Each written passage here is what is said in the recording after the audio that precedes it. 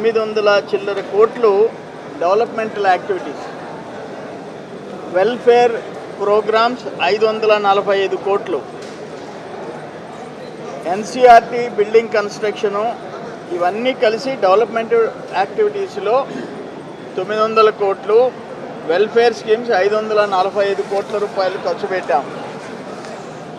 ఇది కాకుండా ఒక్క సిఎస్ఆర్ఏ 71,96,00,000 ఒక్క సిఎస్ఆర్. మళ్ళీ కొత్తగా సర్వేపల్లి రిజర్వాయర్ 50 కోట్లు శాంక్షన్ అయింది. ఎన్సీఆర్టీ 270 చిల్లర కోట్లతో పని జరుగుతూ ఉంది. ఆ ట్రైనింగ్ ఇన్స్టిట్యూట్ సెంట్రల్ గవర్నమెంట్ది.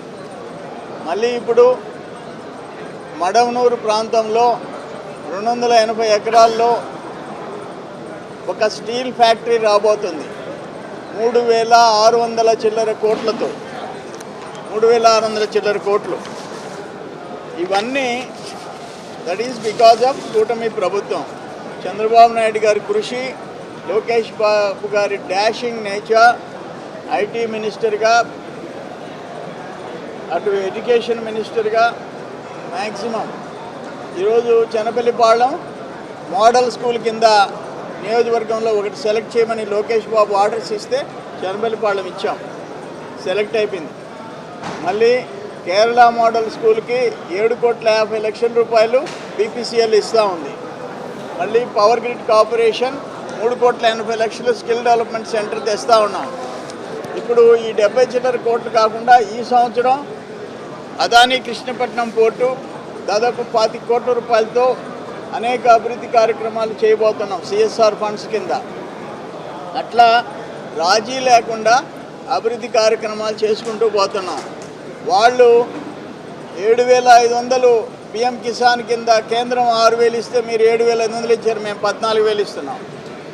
తల్లికి వందనం, బడికి బిడ్డ పోతే ఒకరికి ఇచ్చారు, మేము 2కి, 3కి, 4కి, 5కి, 6 మందికి ఇస్తూ ఉన్నాం. కానీ నేను ఒకటి చెప్పాను వైసీపీ పార్టీకి, మీ మొత్తం 5 సంవత్సరాల్లో సంవత్సరానికి ఏ వెల్ఫేర్ అన్నిటికి కలిపి ఎంత చేశారో మేము పింఛన్లకు ఒక్కదానికి అంత చేశాం. అభివృద్ధి అదర్ కార్యక్రమాలు చెప్పారు. నన్ను రాజకీయాలకి తీసుకొచ్చేది సోమిరెడ్డి చంద్రమోహన్ రెడ్డి గారు. గారు మీరు విన్నారా? సోమిరెడ్డి చంద్రమోహన్ రెడ్డి గారు 1999లో నన్ను వెంకటగిరి ఎమ్మెల్యేగా నిలబడడానికి సీట్ ఇప్పించి నన్ను రమ్మన్నారు. నేను ఎక్కడో బంగ్లాదేశ్లో ఉన్నాను ఆ రోజు. నాకు ఎందుకు సార్ వ్యాపారం చేసుకుంటున్నాను, నాకు వద్దు రాజకీయం అని చెప్పి నేను ఆ రోజు మొహం తప్పించుకొని అక్కడే ఉండిపోయాను.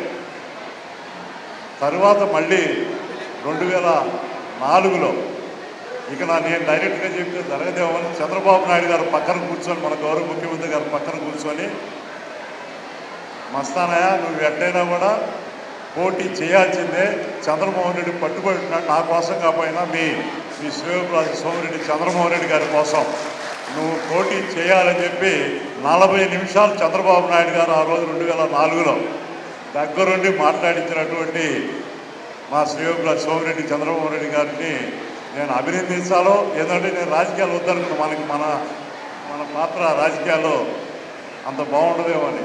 అసలు సర్వేపల్లి నియోజకవర్గానికి రాష్ట్ర వ్యాప్తంగా మొదటి నుంచి గుర్తింపు తెచ్చిన వ్యక్తి ఒక సోమిరెడ్డి చంద్రమోహన్ రెడ్డి గారు. ఇది వాస్తవం.